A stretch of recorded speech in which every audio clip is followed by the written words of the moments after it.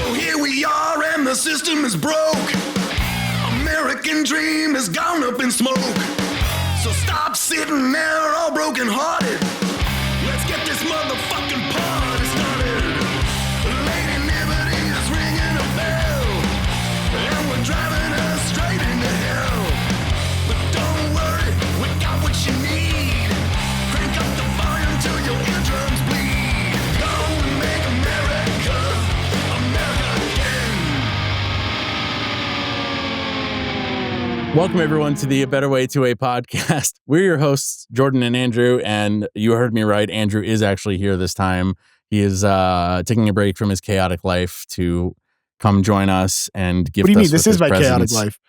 I know this is your a chaotic key life, but component. somebody else is taking care of the main components of your chaotic life, which is your farm that you have there, full of children and kids and animals. Today, we have a very special guest, somebody that I have known for a long time, Bill Braski. I served with Bill in the Marine Reserves for 5 years. Or were you with Fox Company? Yeah, I was with Charlie and then Fox. Yeah. Yeah. Okay. But, you weren't in Glenville though when I was up there. No. That was you. You were always down in Plainville. All right. Yep. We lost touch for a bit. I think I found you on Instagram or Facebook. I mean, probably during the time, but Bill's done a lot of cool stuff. He used to be a cop and didn't like the way that feel free to interrupt me if I'm going off base here, but Go for it. didn't enjoy the job anymore. So he saw some problems. He wanted to fix the problems rather than running away from them, which I give you credit for. So started teaching at a police academy in order to fix the problems that he saw, which is going to be a large component of our conversation. But he also does a bunch of cool shit. He builds knives, like you're building them out of Legos, makes knives, brass knuckles. Atom by atom, he builds them. I want to talk to you about particle the collider. sheath that you have. Yeah. He's doing a lot of really cool stuff in the home building of tools of the trade space.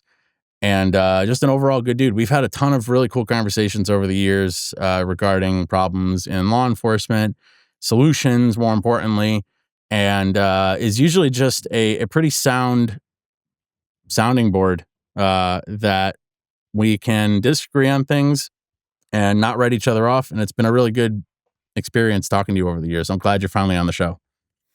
Yeah, man. Thanks for having me. I think I've said this to you a bunch of times, but one of the more refreshing things in this chaotic world that we live in is, the discussion of ideas, regardless of, whether we always agree or not. I think the cool thing is that we've always had discussions and we might not agree on stuff and we might have different views on things, but at the end of the day, we remain, friends. And I think having those conversations with people that we don't agree with all of the time are super important. Because it keeps us civilized, and I think it keeps everything like metered and worthwhile. So thanks for that, and I appreciate you guys having me on, and I'm looking forward to it.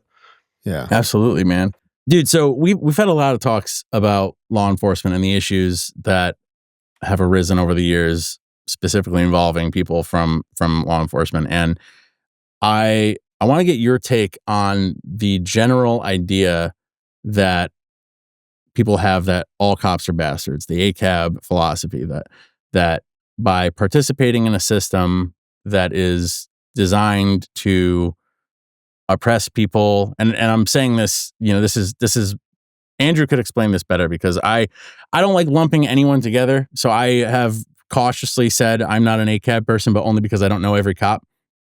But I also do agree that the system itself is flawed, and I want to get your take on that. When somebody says ACAB, like, what's the thought that goes through your mind? I had an interesting, this all kind of starts for me. Like I had an interesting path in life. I used to be like a hardcore kid going to hardcore shows and, I'd be hanging out with that crowd and I was friends with a lot of pretty serious, and I still am with a lot of serious ACAB folks. And I think I did a decent job of never really taking it personal because their experiences were vastly different than mine.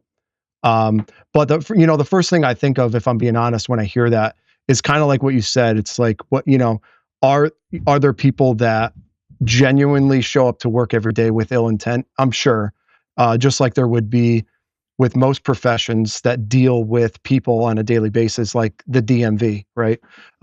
You know, and Yeah. Oh yeah. that is that is a thing. There are those people, but I would say the vast majority of that, they are not. But the difference with this is when someone does call the police, it's usually a really bad day, and they're usually very high emotions. And if they don't get, or somebody calls the police on them, it's never good. I'm never really showing up to someone's house to bring them flowers, So with that in mind, those people that have those bad experiences as a result of that is like, it's a very climactic event between their emotions, what they went through, it being a really bad day, often the worst day of their life, and someone's coming to provide them a service, and they don't get the outcome that they want or in the time that they want. All of those things combined lead to a bad experience, which I think yields that mindset of like, these people suck. And when I hear that, I just think like, you don't know everybody, or they haven't had a good experience to counteract the bad ones that they've had. That's the first thing I think of when you say that. Yeah. It brings me down that kind of thought process. So I have said ACAB before, and I have it's one of those things where it's like it's a slogan that means a thing, and some people mean it literally, but when I hear it, I hear like, a really complex idea about how participating in a system that was designed to do damage, makes people culpable in that damage, even if they have like good intent, right? Mm-hmm. And I come from a family of like mostly like lawyers, judges, and cops. And I have a family in law enforcement right now, and so I've had like difficult conversations with people. I don't think that, and I've met a lot of cops too, right? Like you get into guns and you do like training, you're going to meet a lot of cops, and like they're disproportionately, when you go to like training classes, you're going to meet like the highest effort, most dedicated cops in the profession. The really shitty ones, the really shitty ones with ill intent are usually not out there bettering themselves. So, I feel like I have met a lot of like really good people that became cops for the right reason and wanted to be cops and continue trying to do the right thing. But there's definitely an argument to be made, right? That like, this kind of debate about, can you change a broken system from the inside, and does participating in a system while you change it make you partially culpable? And I kind of go back and forth on that. And I try to like take like a nuanced view of it, right? Where it's like, I'm sure there's a lot of stuff that I do that plenty of people, like I'm a landlord, and a lot of people in our audience would probably think, that I'm a scumbag because of that. But I try to do it the right way. I try to do, good things. And I'm sure that there's just like nuance with like how you can approach it, right? Like you can think that the system of policing is broken and that you probably shouldn't participate in it. And then also understand that like not every cop you meet is like a murderous psychopath. Like, right. Some of these people are professionals that are trying to do a good job, and they just don't feel about it the same way that I do. Yeah, I think, if I'm being honest, that, the system is broken, and it really also depends on like where you live too. And one of the biggest things that we experience here in Connecticut is, I would say largely the people that I've met, I worked at two different departments. I worked at a smaller one, and I worked at a larger city before I went to be an instructor. And, largely the people that show up to work every day are solid people. Where the issues I see come in is a lot of the leadership at the agencies, a lot of, because you see the issues with leadership, you see issues with training. I'm sure we're going to talk about that at some point, so I won't go into that. But the other thing that goes in combination with just the job itself is the lawmakers, the laws, and the judges, and the officers that are responsible for enforcing the laws the legislators create. So a lot of the frustration that's experienced is, especially in this state, is the judges that are prosecuting crime aren't on the same page as the cops often, and the legislatures aren't on the same page with the cops. And it's a very like, instead of working together on a lot of things, it's very like pulling in the opposite direction. So it leaves cops with like a, man, what do I do? And what they need to do is what the law is. So they're stuck with doing that. And I've seen time and time again where the law gets enforced, and then somebody like for like say a domestic violence incident, right? You pinch someone who beat up their wife, and they get a protective order and everything like that happens, and then they get out. They don't do any time, and then they violate it like 9 times. Like I've seen that personally, and it's like at what point is the judicial system going to prosecute somebody that violated a clearly established law against another person? And then we're back to that original conversation, is like the lady that got beat up every single time that her husband got let out.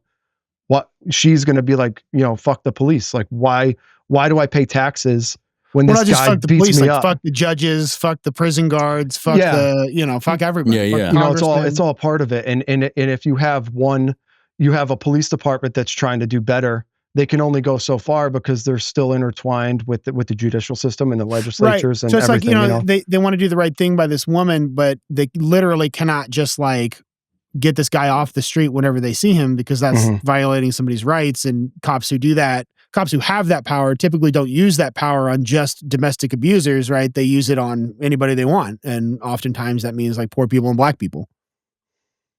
Well, I mean, I would say from my experience, what we kind of see more often than not with when it comes to that is there's usually some reason why those contacts become initiated. Right. And what I've noticed is, especially when you're dealing with like a perpetual criminal element, not everybody obviously is a criminal, but a lot of times they'll try to use things like that to get themselves out of the behavior that they're conducting. Not all the time, but that's what I've seen. And then those are the things that get perpetuated a little bit, and they get kind of blown out of proportion. And it's tough because it's better now with body cameras, which I'm a huge fan of, because a lot of things become transparent.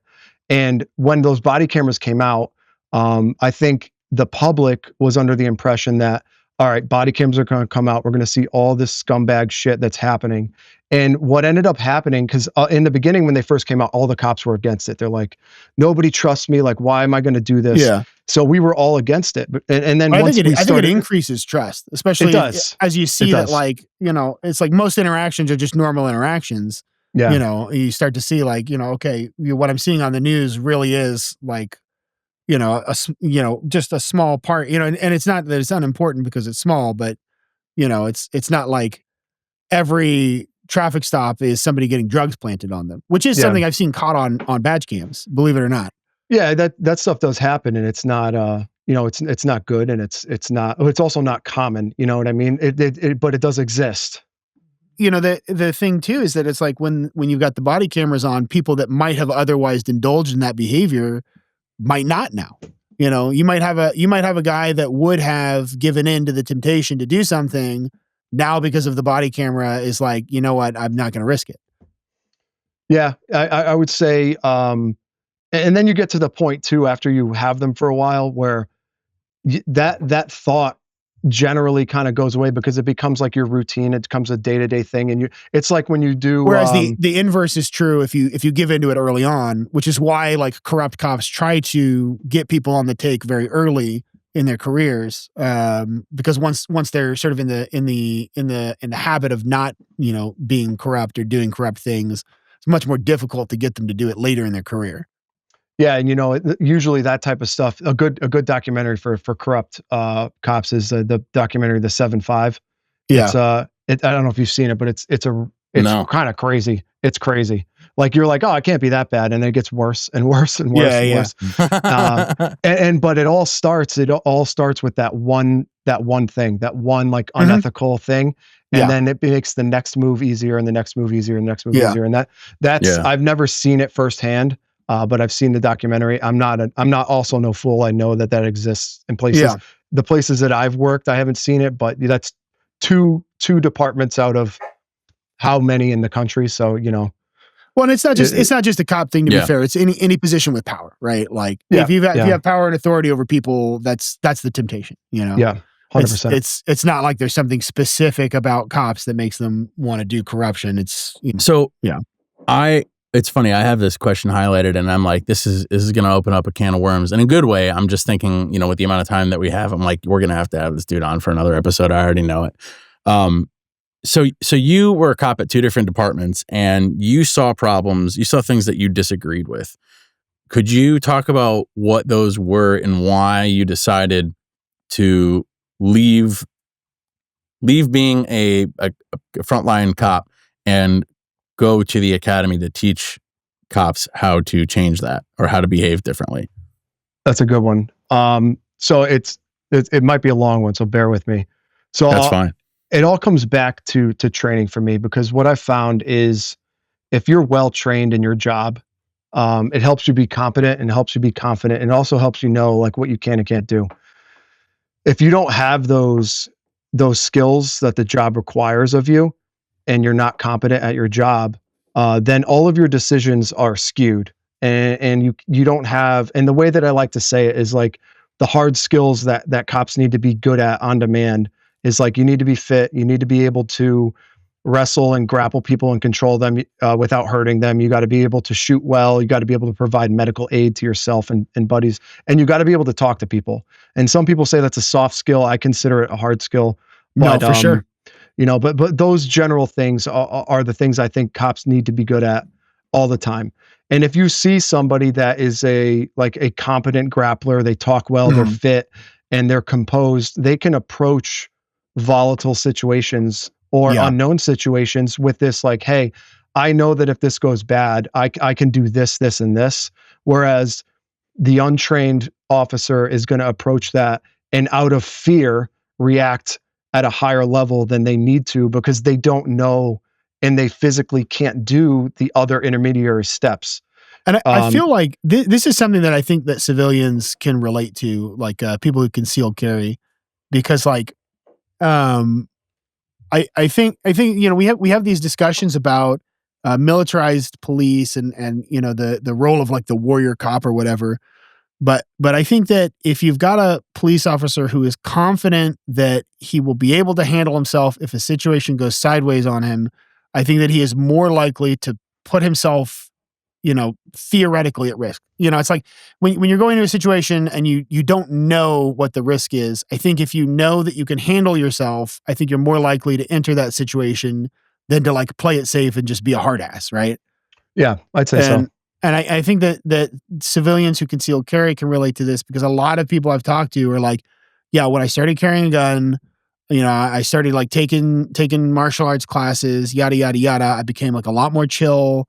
You know, I was like able to like talk to people, you know, without like fear. I think a lot of people, not everybody, but I think a lot of people have had that experience. And I think that that's really important to think about when you're thinking about like what kind of training and what kind of experience you want your police officers to have, especially as we're talking about like, you know, the maybe reducing this from this position of like you know, police as like an occupying military force. Yeah, when it, you know, I don't know how far we want to go off the question, but do you want to come back to the military? I know that was one of your questions, Jordan. Yeah. That was one of the questions. Stuff. We can come back to that. However you want to do it, but I'm just remarking, I guess, that like, you know, I think it's very important for people who are generally anti-cop to keep in mind that like there are some skills that you want cops to be trained in, because you know, having them be capable and confident makes them less likely to just go off the fucking handle.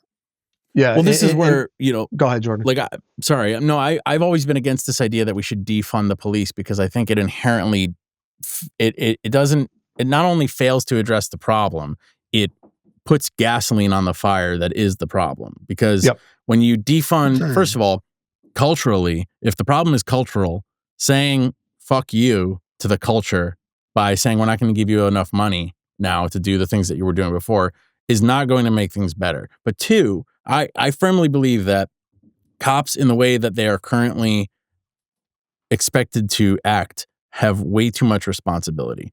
I think if you have a Swiss Army knife and you're trying to do it trying to build a house with it, you're going to be sorely disappointed, and you're going to probably get hurt and build a shitty especially if the house. Swiss Army knife has a gun in it, you know. Exactly. And you just Exactly. accidentally, and every now and then you just accidentally pop one off.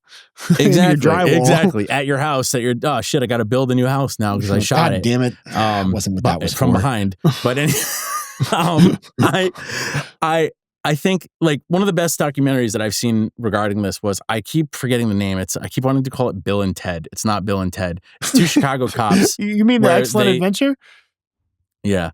It's two Chicago cops, and they started this program where they would respond to mental health calls, and they would respond in plain clothes without a gun. And people always say, well, oh, what were we going to have therapists respond to calls? And it's not the case. They went as trained individuals for a specific type of incident, and their outcomes were significantly more positive. Yeah. And they didn't have to go, you know, when you're a hammer, every problem is a nail. And they Yeah. didn't go as a hammer. They went as a helper. But these are specific kinds of calls, right? Because like it's just Yes. But my point is that the cops that show up as beat cops are Swiss Army knives. They're not trained specifically for these things. it's not a precision tool. No. And to round this back out to the question, because we do go on tangents here. Yeah, sorry. I'm silencing myself here. It's No, okay. it's It's good, okay. it's You're good. you're great, Andrew. You saw the problem as a lack of training, and your thought was, I'm going to fix this, which I think is much different than saying we should defund the cops, because that doesn't fix the problem. That If makes I the can problem interject worse. though, You can interject whether I tell you to or not. if we're talking about defunding the police, if the choice is train cops on combatives and make them more confident and capable, or buy an MRAP, and they constantly buy the MRAP instead of doing the other thing, yes, I'm going to be like, okay, you don't get as much fucking money now if I'm in charge, which I'm not, because nobody ever asked me how much money to give the police. You know, that's not my job. But if it was my choice, I would probably withhold some money until they start, you know, spending it in a different way. That's different. But generally, I do also agree that, you know, if there is a path to take to have law enforcement more effective and less violent, that doesn't involve just not giving them any money, that's a good way to go. It's a good option to explore. But yes, let's continue with what we were. I agree with that aspect of it. So how did you go about deciding this is what I wanted to fix? And I didn't say this in your I didn't mention this in the intro, but you're a black belt in jiu-jitsu, and that's a huge portion of how you're trying to improve the situation. How did you go and like, what was your path to do that, and why did you choose to do that to improve the situation?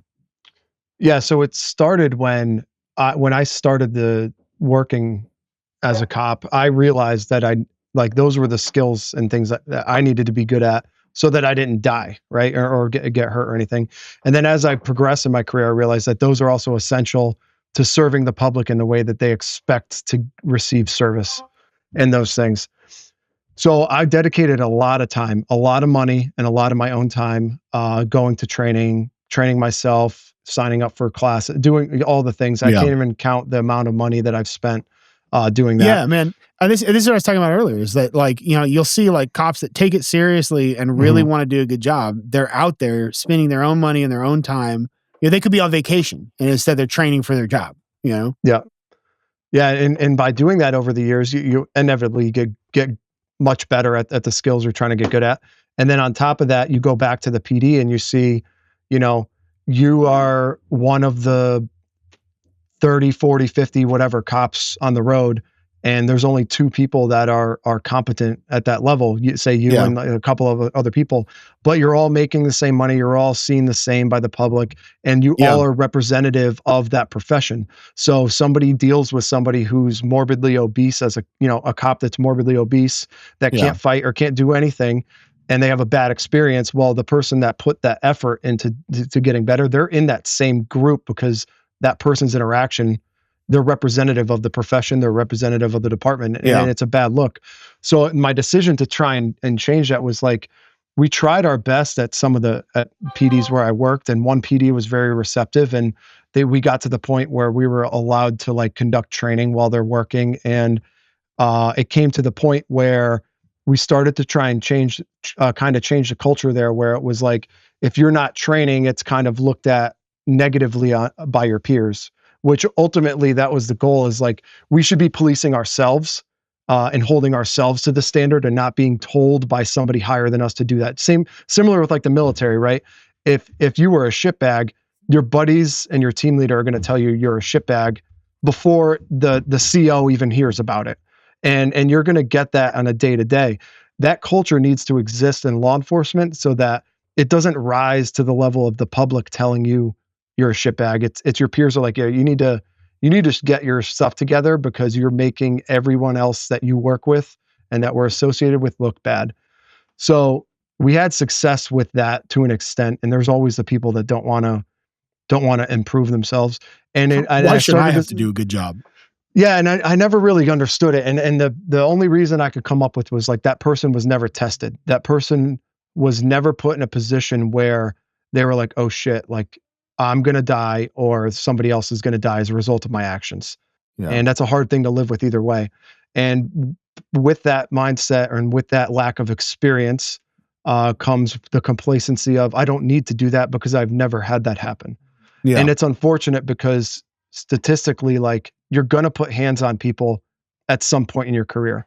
And you don't know if that moment in time is going to be either a career ruiner for you, or it's going to escalate to something that you don't want it to escalate to, or that it doesn't have to escalate to. So when I saw that was still being like, still weren't getting those people to come on board, I was like, you know what? I'm making a difference here at this level, but there's an opportunity. And you know, this all was sparked by opportunity. There was an opening at this place that I work. So I was like, you know what? Let me try it and see what happens. And if it doesn't work, I'll go do something. I'll go do another department. I'll go do something else. Right. But if I can't, the saying that I always think of is like, if not you, who? Like, I can always talk about this stuff, but here's an opportunity. If I don't seize it, then I'm just like everybody else that bitches and complains. So that's why I went. It was a combination of that. It was a combination of opportunity. And it was a combination of like, you know, putting my time and effort into this stuff and, you know, looking around and like, I'm getting paid the same as these other people that don't do anything. Like I gotta try. So that's where that all started. Awesome, man. You know, there's a lot of this in the fire service too. And it's one of those things, I talked about this on a previous episode. Like, one of the things that we do when we get to work, before we even do all of like the housework and all that stuff, is we check our air pack, because it's critical to survival in a fire. Mm-hmm. And there are people who I suspect, even on my own department, who don't do this. And it's one of those things, you're talking about complacency. It's one of those things that is easy to fall into when you're not tested. And I wish there was a way to impart in the culture that you didn't need to be tested, whether you're a cop, whether you're a firefighter, and whatnot, in order to have that mindset. And sure, everyone's got that out of the academy. Everyone's like hot shit. Everyone's doing everything they're supposed to. But complacency is like a cancer. It starts off small and it grows and then it spreads, which is the worst part, because you see it with new guys. You see it with people that come onto the shift as soon as they're off probation. Well, because it's self-reinforcing, there's a relaxation, right? Which there should be. You should be relaxed a little bit off probation. You're not a like the shitbag anymore. You're not the one that's getting like the one that's getting sent off to do stuff. But I just mean that like when you're complacent, the complacency rewards itself until it's very important that you're not complacent, right? Yeah, of course. Because there's a dopamine kick in like you being able to be lazy and not having to do stuff. And you would hope that you could impart on someone the urgency that they need without giving them a PTSD inducing near death experience. Sure. Right? You know. Yeah. But unfortunately, it seems like a lot of people don't get that until they're like, you know, faced with like real danger. Like, oh my God, I didn't check my air pack and it doesn't work, and now there's no fucking air, you know? Yeah. Well, it's like what Bill's doing. It's like guys who I've seen videos of cops like who end up on the ground with people and go hands on with people who are either just ridiculously out of shape and are like, I've done jujitsu. It's been years, but like there were a couple times where I just had to laugh because of how manhandled I was. Like how when there's somebody who's a skill level that's so much higher than yours, Yeah. it's almost comical because anything you do is useless. But there are some people fighting people with no experience who just cannot keep up because of how out of shape they are.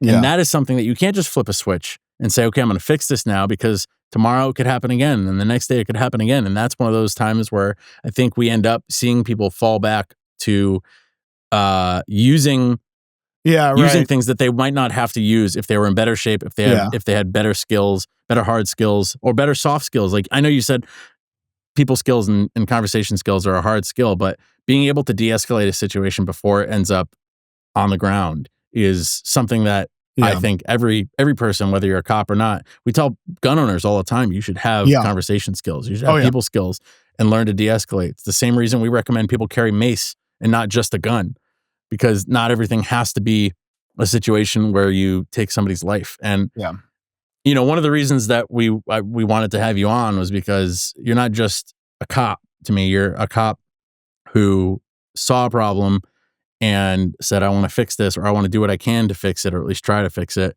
And that to me is worth so much more than somebody who complains about a problem on the internet and doesn't do anything about it, or just, you know, blogs about it or whatever. So I do value your insight, and I think that this is the kind of stuff that people need to hear about in order to have a better understanding on, you know, how these problems are being fixed from the inside, and or at least in Connecticut. Yeah, and to kind of go off of that and what Andrew was saying earlier about like being in those positions that where you're tested, that's where the training comes in. And for years in law enforcement, the training was designed so that the people going through the training would always win. That was my experience coming up new.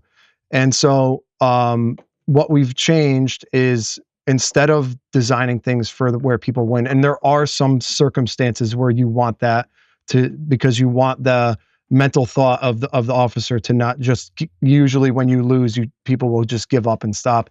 So there are some times where you don't want that to happen. But for the grappling, for example, we do a day where we'll bring in people that grapple at gyms who are not cops, regular citizens that have trained on their own, and we have them go with the new police recruits. We call it a pressure testing day, and they will just hold them down. And we do this for like an hour. And you'll see like a guy who is a banker, or a guy who is an auto mechanic, or just we have one guy who's a college level chemistry professor. He will just hold these kids down. I shouldn't say kids, but he'll hold these guys down for hours, and there's absolutely zero that they could do to get out of it. And we try to induce that realization, that moment of like, oh, I need to train into their heads early, because we can mimic that in training so that they don't have to learn the hard way. And what you get from that, once they start to train, is so valuable. So I'll give you a real life example. There was a call where this pretty wealthy gentleman, and this was like in an anti-cop-ish neighborhood. Wealthy gentleman decides, he's going to smoke marijuana for the first time. He buys it illegally, you could say, like on the street, right, from somebody, and it's got PCP in it. So the first time he smokes pot, he gets dusted. And his wife, poor guy. Poor dude, right?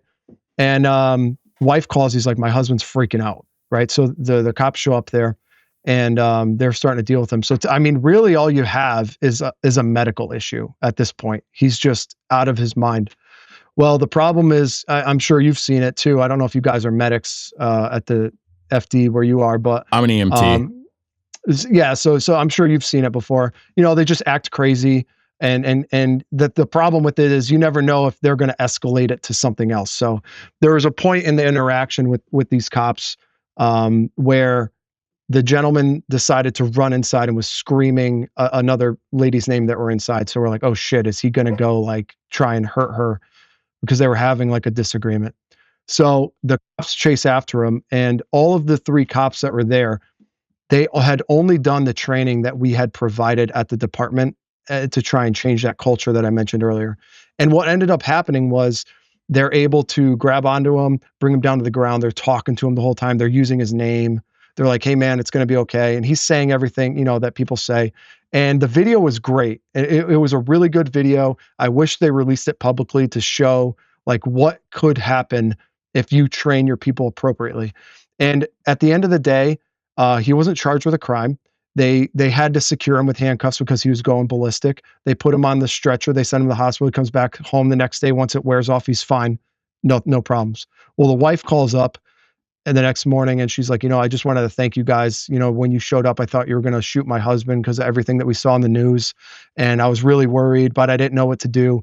And that didn't happen. And you treated him with respect and he was grateful. And I'm like, that's the shit that needs to be on the news. That's the shit that people need to see, because that's a direct result. And that wasn't a lot of training. That's like 1 hour, maybe every week for like 6 months. And those cops were able to work together. They didn't have to use a taser. They didn't have to use pepper spray. They didn't have to use a gun. They didn't have to do anything. They just grab onto them, wrestle them for a little bit, and then were able to handle it. And it was such a good video. It was such good evidence. And I'm like, I understand departments want to get ahead of all the bad shit and get the videos out, but they should be putting out the good stuff, because like if people saw that, that could help restore the trust with the community. Like, all right, there is some good out there. We just need to invest more time into the training so we could produce this and make this normal. Yeah. And that was the best example that I found for like what the outcome of consistent training gives. Yeah. And I think that's optimal. You could sell that to other departments too, right? Like it's not just for the public. That's for, showing other departments, but like, look at the positive reaction we had to this. You could have this too, if you simply subscribe to my seminar. You could, and it sucks because, man, if I'm being honest, and that's what this is all about, is being transparent. That was sold to other departments, and it's like, hey, this is free. You can come to this, and you can have all your people come to this, and we'll do this as much as you want. But they don't, and it all comes down to money, time, and all that sort of stuff. And then, we can get into that discussion's a whole nother can of worms, I think, where it comes to like, because it's free, but they probably have to. Yeah, it's free, but they probably have to pay overtime to the cops to do training. And they just bought an MRAP, so. Yeah, and most of the time, those big purchases like the MRAPs and stuff either comes from like. No, I know. They just get handed them by grants or government contracts and stuff. Yeah, well, it's like our fireboat that we have is over $1 million fireboat. We didn't pay for that. The town didn't pay for that. We got it from a grant. Yeah, and we've got like it's under the clause that we take care of it and we do all this stuff, which is a whole other conversation. But most of the time it's these people aren't paying. They're not paying like military price like DOD for money. MRAPs. That's a whole other conversation that we should have about militarization of police and what is appropriate and what's not. But sure. we'll get to that. We'll get there. That's a good one. That's another topic, but I'm open for that whenever you want. Now, and like this kind of hits the question that I wanted to ask is, do you think that trust, that training alone is something that can rebuild trust with communities, or is there a deeper cultural shift that needs to happen? And I think you kind of answered that when the fact that like you presented these departments with training that could improve situations, and they're not open to doing that. But what's your take on that? I think the culture is flawed. If I'm being honest, and it's flawed at the individual level. Like I mentioned earlier, like peers need to hold each other accountable, and the word warrior and stuff gets thrown around a lot, right? And cops say it all the time, and I'm not a big thin blue line guy. I think that's kind of garbage, but I do subscribe to the warrior concept, but not in the sense that most people think. And I think the warrior concept, the person that talks about it the best is Matt Larson, who is the combatives coach at West Point. He's one of my mentors. And he says what it means to be the warrior in the room, it means that everyone else is safer because you're there. Right. And what are the skills that are required to do that? And then we look at it comes back to all the other things that we talked about. It's not as much as like running, gunning, and doing like the things that most people think warriors are. It's like by you being there, you have the ability, the capability, and the presence to be able to positively affect everyone that's in the space that you're in. And that is not only physical skills, but like I said, talking, but it's also the mental component as well of like having people be at ease because you're there. And if everyone subscribed to that in the profession, the other part of the warrior culture is like holding your buddies accountable that are going to go into the door with you to make sure that you're all on the same page. And we don't, that profession doesn't really do that. And I don't really know why. I don't have an answer for that. But I think if it changed, even at the lowest level, to where everybody on the road was at that point, that would be a significant improvement. You know, I couldn't have said it better from my own experience. I think a lot of the reason behind why people don't hold each other accountable, especially in their peer groups, is the fear of loss of like social capital.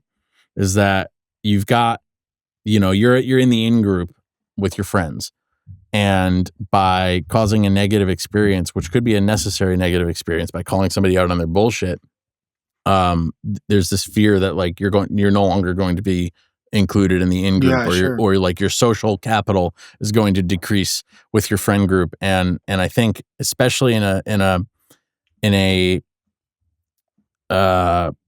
a career where you are surrounded by these people every day, and not just in an office space environment, in an environment where there's a lot on the line. And one of them might have to spend your life one day.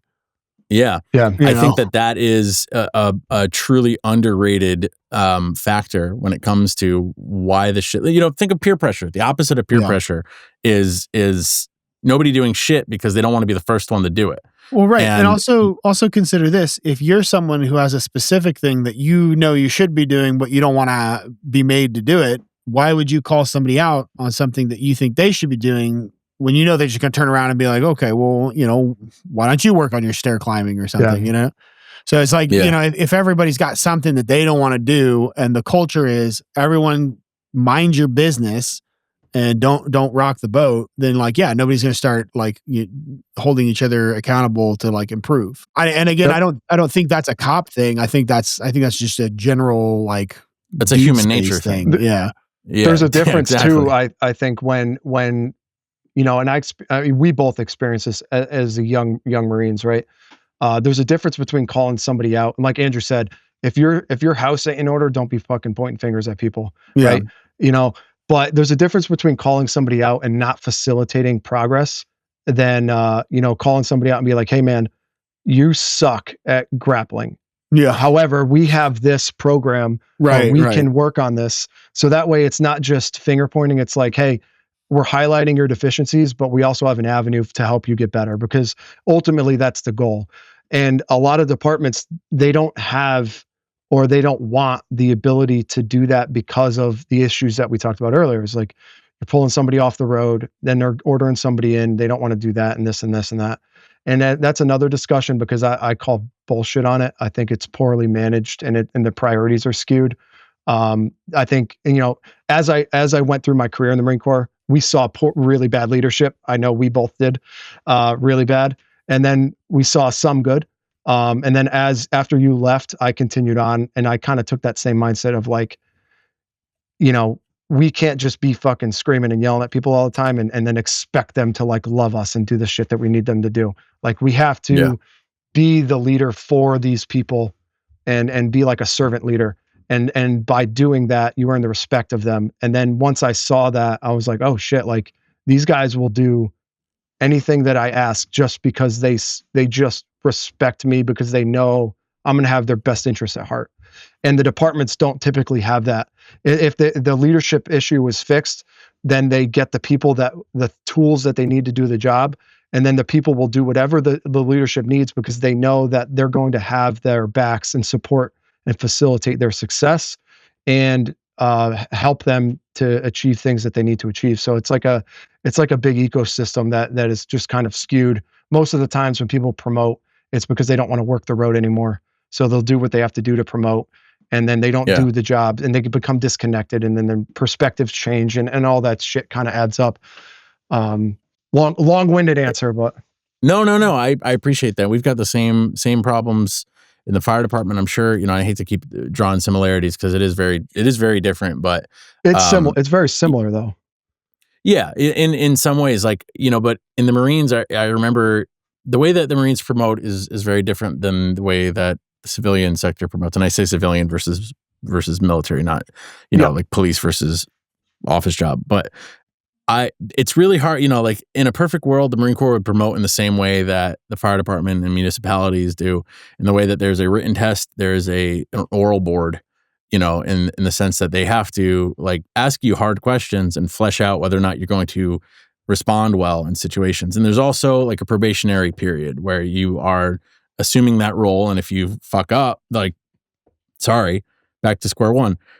It's really hard to imagine that ever happening on the scale that would be appropriate for a division of the military, because it's just there's just too many people to have that kind of system in place for it. So they're looking, the way that they do it is more based on efficiency, and obviously there's pros and cons to it, literal pros and cons, and then like point system and all time and grade and all that fun stuff. But I remember being in and you being, you were what weapons company or? I was with second platoon most of the time, I think, or first, maybe it was first when you were there. Okay.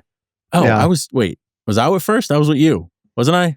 I thought you were. No. It was. I'm trying to remember. I don't remember where I was when I was with you. I remember where specifically. Yeah. Okay. I thought I was with first because of where I was in the gym, but I don't know. I remember you even then being somebody that I didn't feel like was going to judge a junior Marine for, because I think you were a corporal when I got in, you got promoted to sergeant when I was still in. Okay. But I could be wrong. I got out in 2016. That sounds about right. Okay. There were definitely times, like I remember, especially towards the end, right before I got out, like I wasn't having a good time. I was definitely like what you would call a shitbag, because I was not motivated. I was struggling a lot. Like seriously, dude, like I had a lot of mental health stuff sounds going like me on. in college. Yeah, maybe. I mean, but you seemed okay in college, at least. I didn't know you though. But like I was struggling with a lot of mental health stuff. And there were some people I talked to about it who handled it in a way that I would say was like at a minimum professional, and even more so like humanist. And you were one of those people. I don't think I talked to you about like the mental health shit I was dealing with at the time, but you were always that kind of person that I felt like somebody could talk to and they would address the problem from a humanistic level and not just like you're a piece of shit. Like I remember I was not medicated properly, and that was really what it came down to, because I was fearful that I was going to get kicked out, all this fun stuff. Mm-hmm. But yeah, anyway, I digress. That's a tangent. I remember, I'm not going to name drop, but getting my meds dumped out in front of the platoon because he found them and was like, "You can't have a gun with these meds." And me being like, "No, actually I can." Like, you don't think I would have cleared that before taking them? Like, it was a big fucking to do. But that's the other end of the spectrum, where I don't know if you remember who that was, but it was probably less of Okay. Yeah. I was going to say it's probably less of a core memory for you than it was for me. And it's funny, you look back now and you're like, why the fuck didn't I just like act like a man and tell this dude off? But you're under such like, you're like, man, yeah, it was a rough time. Yeah. But I think we need to get to a point to round back to the question, where guys like you are doing more proactive things to improve the system in which they work. And because I think the system changes by the individuals changing. You're not going to fix the system from the top down, but by developing a culture that spreads in the same way complacency does, but in a positive way, like a cancer, where it starts with one person, but then you said, affect like a somebody good cancer, like a friendly like cancer. a good cancer, like the best kind of cancer. You know, you can do so much. Like that department that you offer training to might say no today, but if you get one or two guys from that department who also start doing jujitsu and who start seeing how that kind of thing can benefit them on the job, then maybe they get into a leadership position down the road, and then that no turns into a yes, and they're able to allocate funds to that kind of training. And you know, I think what a lot of people want is an overnight fix. And in the same way that I tell people, like, gun violence isn't an overnight fix. You can't pass a law and expect school shootings to stop. Like, I hate to say that, but like that, a law will not stop it. It's illegal to murder people. I hate to say it because it sounds very like reductionist, but you can't do that. And in the same way, you can't pass a bill, pass a law, change a number on a line that's going to fix the problem in the police culture. So I think the common response among like anti-cop people is like, oh, okay, great. So let's just get rid of police altogether. Which is like, you know, it's like the sort of opposite end of the logical spectrum that we're trying to find our place on, right? Like, I think that it's I think you can make a good. I think at the end of the day, people want cops to stop killing people that don't need to be killed. And if you work on why that's happening, then you can fix that problem. And but you need to convince people that can be done. Because I think that there's people out there that are like, it's not possible. So what we have to do is tear everything down right now. So you have to like work on convince people that it's even possible to do that. And then I think that you can get some broad spectrum support for those kinds of initiatives, right? Bill, do you see things like, speaking of which, do you see things like community-led safety programs? And I'll even go as far as to say like cop watching, like what the Black Panthers used to do, where they would march armed through their neighborhoods, legally armed. That being one end of the spectrum, and things like violence prevention or like, you know, civilian funded rehab centers or whatever may have you. Do you see things like that, civilian led safety programs, as threatening law enforcement, like the job that law enforcement has to do? Or do you think there's a way that they could coexist? That's a good question. I'm always for people in a community coming together to better their own community. I think those things like that are always going to be good options. I think the best avenue to take, if someone wants to do that, is make it so that it is in conjunction with the mission of protecting the community, and be on the same page with the police department. Because I've also seen it where people want to do that, and they're not understanding in the mission, and it can almost be counterproductive, and then it becomes like them versus the police. Whereas if there's common ground, you're like, hey, this is our mission, this is what we're going to do, we're helping you out. Like for example, like community watch thing, right? You guys, a community does this, and they're all in agreement that, like, you know, if we see something, we're going to all do what we can to notify this or do this or whatnot. Right. And not make the problem worse, and not try and combat the police. I think that is going to help. Those can always help bridge gaps as long as they're done right. And I think if they're taken from a perspective as cops aren't doing anything, we have to do our own thing, I can see where that would come in play sometimes. But at the end of the day, I think what he's talking about is in situations where the community feels like the cops are doing too much, or the cops are doing the wrong thing. Mm-hmm. So in the case of the Black Panthers, it was people felt like the cops were coming in these California communities, these Black California communities, cops were coming in, profiling innocent Black people and using excessive force against them, and there were no consequences. And so they started having these armed patrols of Black Panthers that would come and kind of stand, near where they were doing these traffic stops, and kind of scare off the white cops, or at least stop them from doing things. Right. Like, granted, times are different back then, but like things, people could argue that like, stop and frisk has been replaced with other things now, where like you have something hanging in your hanging in your mirror, or I smell weed coming from your car, Yeah. or different things where, stop and frisk is illegal, but there are ways for cops to pull people over arbitrarily, I would say. And like the cop watch was stopping them from being racist cops, essentially. Like stop them from beating people, stop them from acting unethically. And the way that I think about it is, what's the gentleman that we had on? Who's the gentleman that we had on who does this in Hartford? My black grandpa. Fuck, I lost a brain cell. I know. I love this man. I love this man. I can't. So they do armed patrols in their neighborhood. They literally do armed patrols, and it's not necessarily to work with or against cops, but it's so that people don't commit crimes when there's armed civilians present. Yeah, and that's what I thought you were talking about. Yeah, or if there are situations though where you're talking about like this is only appropriate when the mission of the armed patrols and the police are aligned. Well, what about situations where fundamentally the community does not feel like their interests are aligned with what the police are trying to do? Like, do you think that there's space for police departments to kind of like reach an understanding?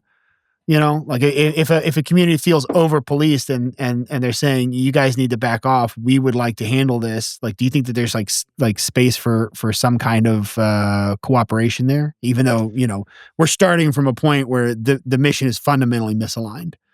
Yeah, I think in that case, I don't think it's going to be productive. And this is why, because when you look at the police and where the authority comes from under the color of the law, like they're supposed to be like enforcing the laws that are established by the legislatures and people that are voted into office by the public, right? So when that happens, and then you have a community group that wants to do things on their own that deviate from that, we inherently begin working against each other, could be. And so I think although it may sound like it's productive, I don't think it is, because what you end up having is now like the perspective is different, right? So as opposed to like another avenue that I would say would be more efficient is like, hey, we believe that the police are not acting appropriately in this neighborhood. We would like to work with the police to understand what's going on so that we can solve it together. And a good example of that would be this. My good friend, his name's Rick Jacobs. He helps law enforcement agencies and DoD entities throughout the world develop training programs. One of the things that he talks about is when you bring in training and you bring in like role players or scenarios or stuff like that, oftentimes cops will use other cops. And cops are terrible actors, because a cop who works in Greenwich is not going to be a good drug dealer role player. So what he suggests is you bring in people from the community that are not cops. So you go to a domestic with a husband and a wife, you get role players from the community that are married, because you're going to get genuine responses from people, right? So, and I didn't mean to laugh at that. That's just funny to imagine. That's funny. That is funny. There's something inherently funny about that, but that is an interesting idea. And I think the better way, and this is unorthodox, right? But the better way would be like, hey, let's get people that have this opinion. Let's get them into the training room with the cops. Let's put some things under pressure. Let's see how we can solve these problems, and let's see if we could come up with solutions as a community within the guidelines of the law, under the authority of the police to help fix that. But not on a large scale. Like that has happened. It's happened. It's very, very rare. But I've seen it happen some places, because I think the other way, it's at the end of the day, it's going to end up being that group versus the police, and then we perpetuate the problem, as opposed to like, what's the root cause of it? And the root cause of it could be, oftentimes in my experience, it's a lack of perspective. So what I mean by that is, say we'll use Hartford for example, because you could say it's a diverse, volatile city, if you will, with its fair share of crime. So we'll say Hartford. We'll say somebody definitely calls both the of police. those things. Yeah, we'll say someone calls the police because their car was broken into last week, and all of their shit was taken out of it, including their child's car seat. Right, some crazy shit, and they call because they see someone snooping around a car. Well, the cop shows up, and they stop the person looking around the car. And the second the interaction happens, the cell phones from everybody else around come out. And the perspective from the people on the street is, why the hell are the cops harassing this dude who's just walking down the road, who's probably drunk leaving a bar, and he's doing drunk people things, right? And probably hasn't committed any crime yet. But from the perspective of the citizens, it's like, oh, here we go. We have this cop harassing this guy again who didn't do anything wrong. Whereas nobody understands or realizes that, like, on the back end, there was somebody in the community that was like, hey, I was a victim of crime recently. This appears to be similar behavior to what I saw when I experienced that. I'm trying to be proactive in my community and report this. And so there's three perspectives there. And then you have the cops' perspective showing up, and it's a dude who's walking down the street who's drunk, and they're like, oh, great, we got a drunk guy. So more often than not, I think a lot of the misunderstandings come from the lack of understanding and perspective from the other part. And it's not always cop and the person being interviewed or dealt with, but it's also the people that chime in, like on the sidelines, like they have their perspective too, which is important. And they often need to be aligned and understood. This may be like the fourth time this week that they've seen somebody stopped on this street, right? Like, you know, it may be getting a little bit suspicious for them, you know, or in the case of the Black communities in the time of the Black Panthers, you know, it wasn't just a matter of a lack of perspective. It was, you know, cops were legitimately abusing their authority and using excessive force, which, yeah, I mean, that's against the law, right? Like, you know, you're not supposed to do that. But that has a lot to do with the culture. And, right. You know, like civil rights have come along. I mean, some would argue that they haven't, but I would say objectively, civil rights have come a long way since the 60s. Yeah, you definitely don't see the kind of like organized, you know, excessive force that you saw from, and you know, it's time and place, right? Like, specifically in that time, in that place, you know, there was an organized effort to you know, abuse authority, you know, across a wide spectrum of police officers. And, you know, it's different today for sure, but you know, it's like you know, you're talking about perspective, and I think it is important to consider that, you know, from the people behind those cell phones that are gathering around, they may have seen some pretty heinous stuff done to their community by individual police officers, and they don't understand that maybe this guy showing up is just responding to a call, and he has no idea, like, you know, what the history of this street, of this block is. And it could be the same cop. Yeah, and it could be the same cop. Maybe he does know, like, and he's excited to show up here. You know, well, and that's the thing. Like, there's nuance to a lot of this. Like, there's a possibility that there's a shitty cop who has done shitty things, who is also at this point in time doing something that is right and morally correct. Within the confines of the law this specific and the community. Event. This specific situation. And maybe the dispatcher didn't know that, you know, when he or she sent that that's cop, not their right? job. Like, right. Yeah, exactly. Like, exactly. You know, they have no idea.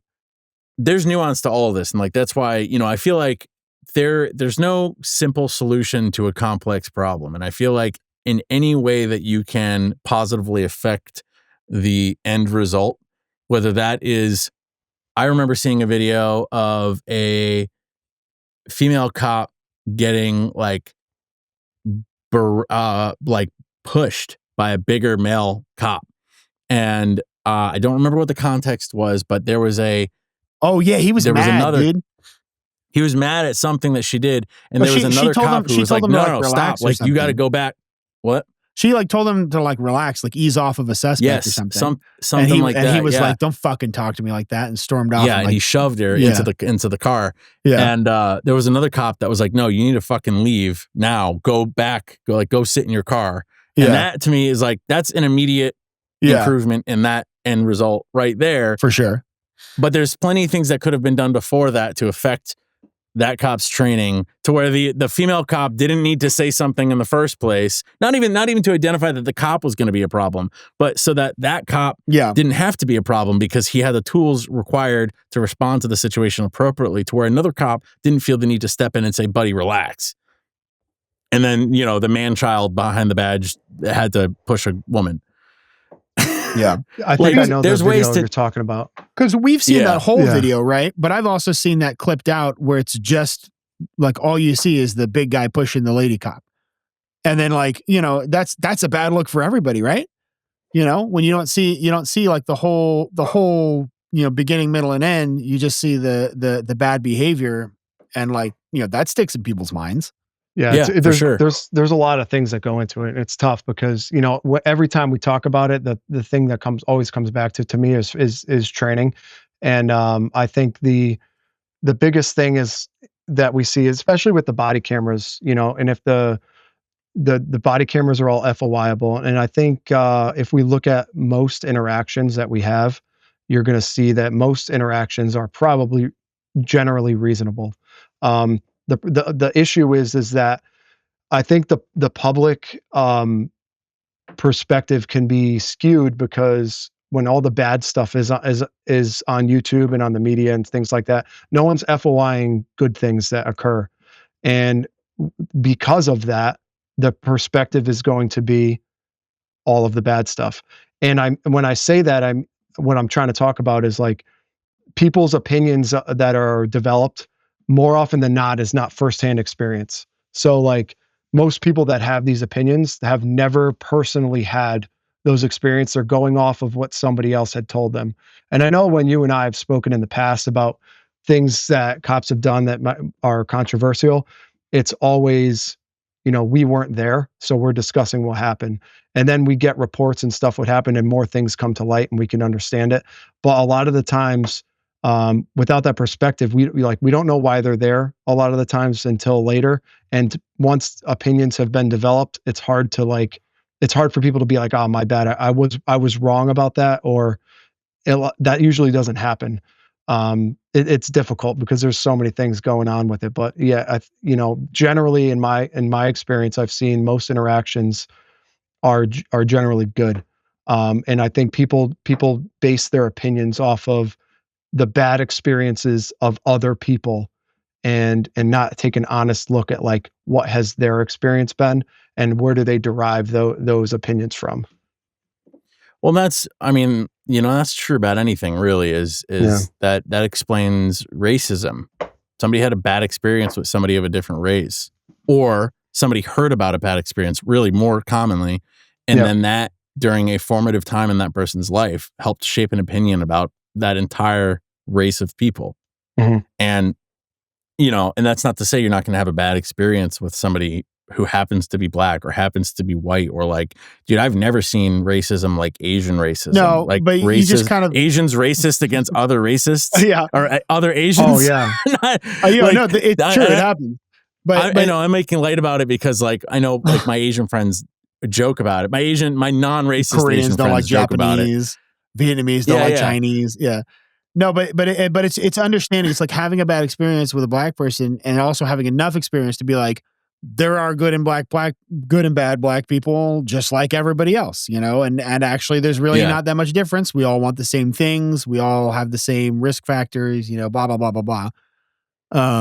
What I tell people, these are just immutable characteristics that you can't judge based on. One of the things that I bring up a lot, and barring people who are on behavior altering drugs that do not have like an adequate amount of control over their behavior, my rule of thumb in order to hedge your bet that you're going to have the best possible experience is if a person has a gun pointed at you, and I say person because this is regardless of whether they're a cop or not, and is telling you to do things, it's within your best interest to do them.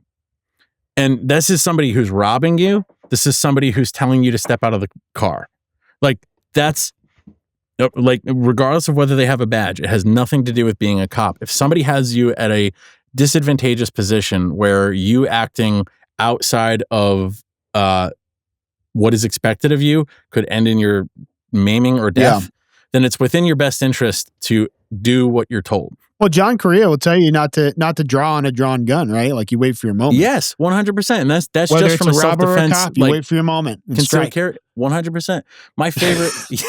No, really. I mean, like, but this is the thing. Like, if you have somebody, and there have been justified cop killings. Like there have been justified shootings of police officers because they didn't identify themselves, because they didn't identify themselves. So if a police officer can shoot you and be unjustified, then the corollary of that is that there are times where you can shoot a police officer and be justified, right?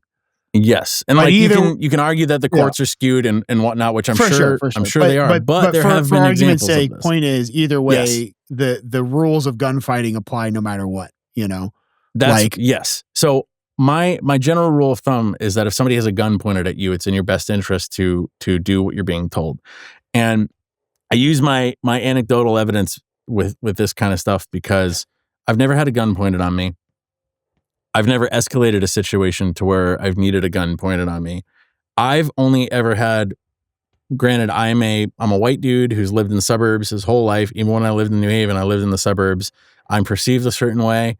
I am granted a certain privilege for being white. Like I get that. I'm not saying every cop does that, but I'm saying there's plenty of examples out there of people complying and then being shot anyways, right? Like, well, what I'm saying, yes, there definitely are. I forget the gentleman who was concealed Daniel carrying. Shaver. Yeah, I was a white not guy. Daniel Shaver. Even that was a white guy, but I mean, I'd say the black one, but I'd have to narrow it down. Which one? Oh shit! The guy sitting in his car, he was in a white car, and he said, "I'm carrying concealed," and he went to go get his Philando Castile wallet after the cop. Thank you. Yeah. That was the one that sort of started showing the cracks in the public perception of the NRA.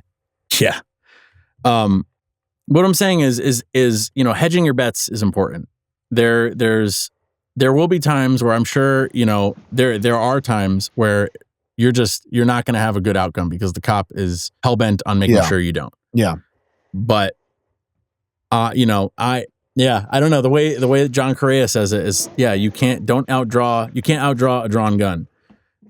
Yeah. I don't know where I was going with that, but yeah. I mean, I guess it depends on like the context, right? Because at the end of the day, having had guns pointed at me and having pointed guns at people before, seldomly, having to use it, but it's a very stressful moment on both sides of that coin. And a lot of the times when we see people getting shot when they shouldn't get shot is coming back to the common denominator here is either poor training or poor training that facilitated a physiological response that the decision wasn't even made.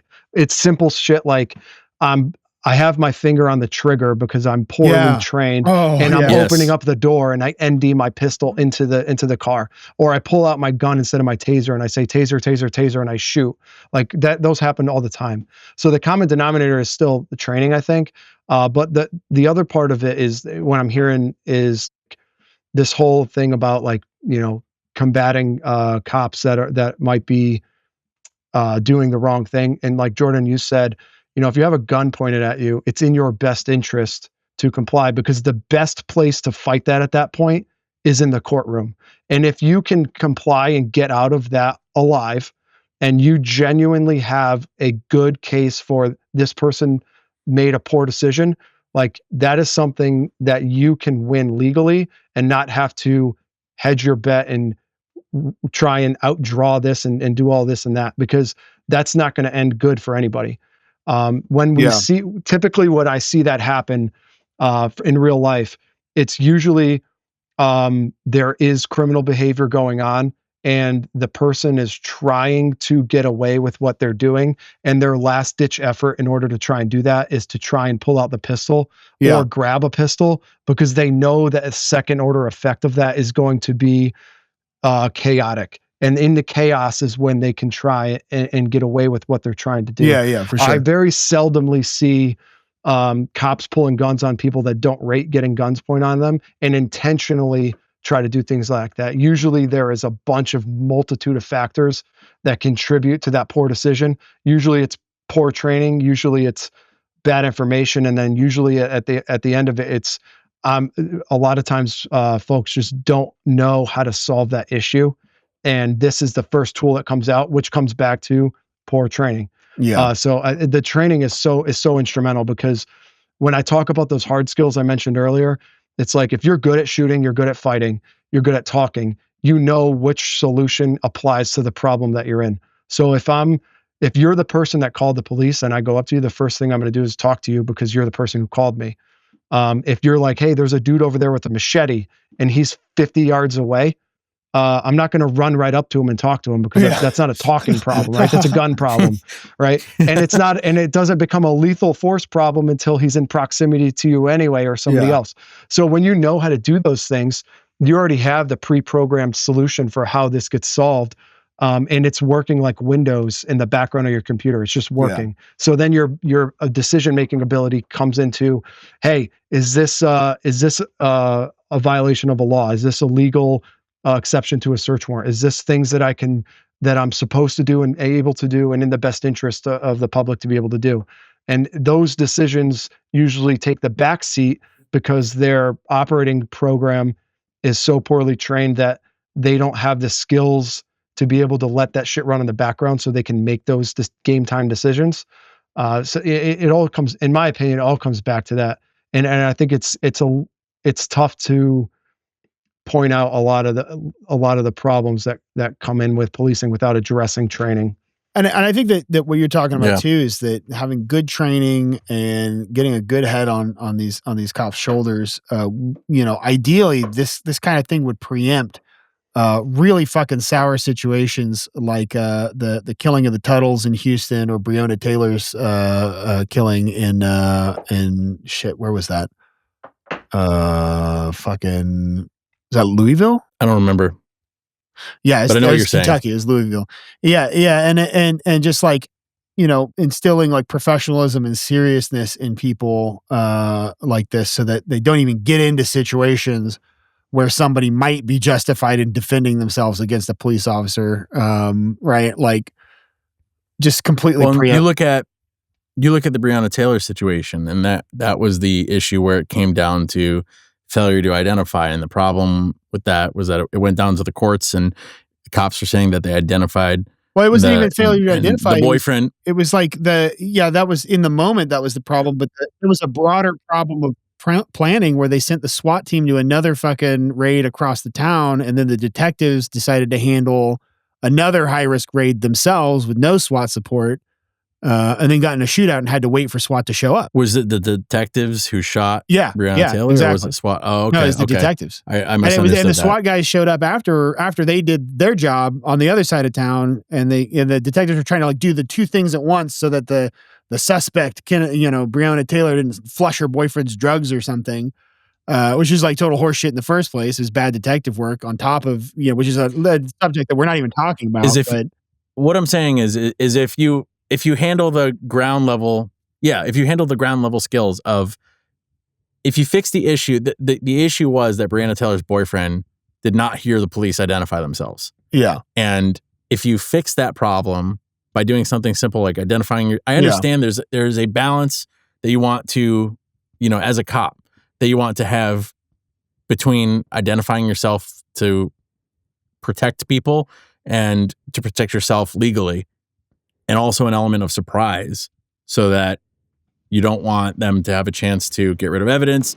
Like, understanding that there is a nuance that has to be struck there, but alleviating as much possibility that there is a wires crossed situation like there was in that particular situation. Like, there shouldn't even be an argument that Breonna Taylor's boyfriend didn't know that they were cops, because it should be clear to multiple people in the area, or at least whoever's awake, that the cops identified themselves.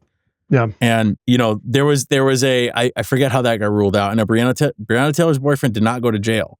So it's not like he was guilty in that sense. But no, he was anyway. cleared. He was cleared, and there was some disciplinary action. And basically what it came down to is that not only did the detectives not identify themselves, they shouldn't have planned the raid the way that they did.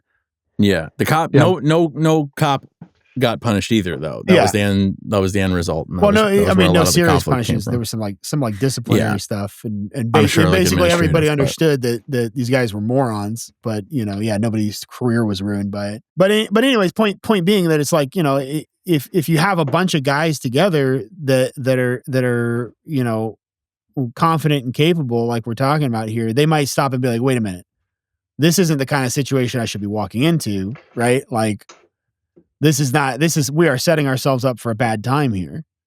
Yeah. And, going off of that and what Jordan was saying, and I don't remember the specifics of the case, but I know in the past we've had talks about it. but it's been a long time since I looked it up. So I don't want to, don't quote me on anything. Yeah. But when it comes to just SWAT stuff in general, having served quite a bit of time in that role and seeing how things have changed over the years, we got into, and this might segue into the discussion about like militarization and stuff.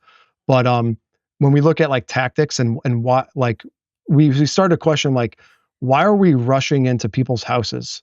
Yeah. And there's a time and place to do that. Like, or there's a hostage situation where the hostages and innocent people's lives trump the police lives. And we understand that. Short of that, or short of like an active violent crime occurring, there's zero reason to rush into a house. So, and in my opinion, the safest tactics that SWAT can use is explosive breaching and then holding in the state of policing that we are in currently, barring any sort of currently occurring violent crime or hostages. It is blow the door off of the house and be like, hey, no one's near the front door. We're all outside. If you're inside, come outside. Yeah. And we call it like letting it breathe, right? Because it's one thing to knock on the door, right? Because if I knock on the door and I'm like, it's for the search warrant, and then I hit it with a ram, even if you're sleeping, there's probably, I know I sleep like a fucking rock now. Yeah. It's going to take me a minute to realize what the fuck is going on, even if I'm like the wrong house, because that shit happens, right? But I'm a big fan of explosive breaching because you're not confusing that with anything else, right? You send the door. It's safer for the cops. It's safer for everybody inside once you understand the math and like how everything works out. It's very minimal as far as damage. And when that happens, you let it breathe.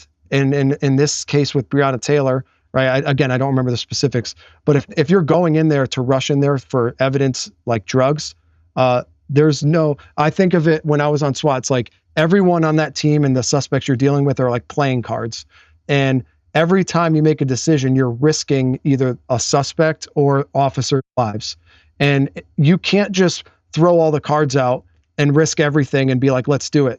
That's irresponsible. So you have to treat them with respect and understand that like there could be life lost in this situation.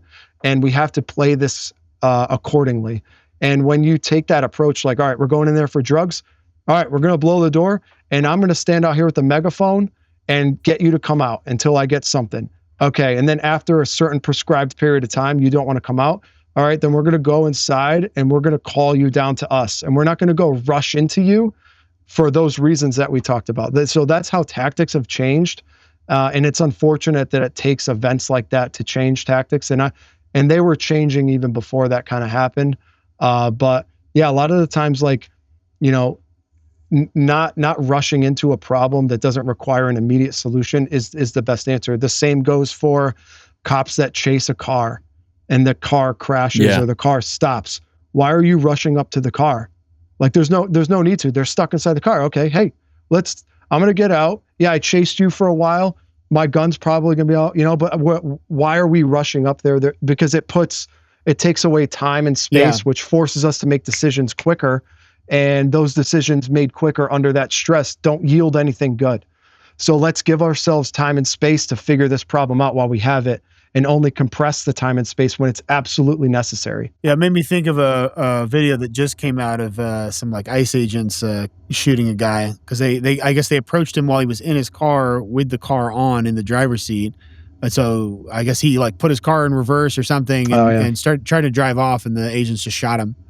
And he crashed into another car, and then they pulled him out of the car. And then you can see them like fail to like try to render aid for like 10 minutes, and they just don't know how to fucking use an IFAC. Well, yeah. How do you know if it's like a career ICE guy or one of these like wackos that got recruited off of Twitter? Bounty hunter, And there's some like, there's never going to be a solution where nobody gets killed. Yeah, unfortunately, right? Because there are generally or genuinely bad people that want to do bad things to good people. And they do exist, and there's bad cops and there's good cops and there's a conglomerate of both.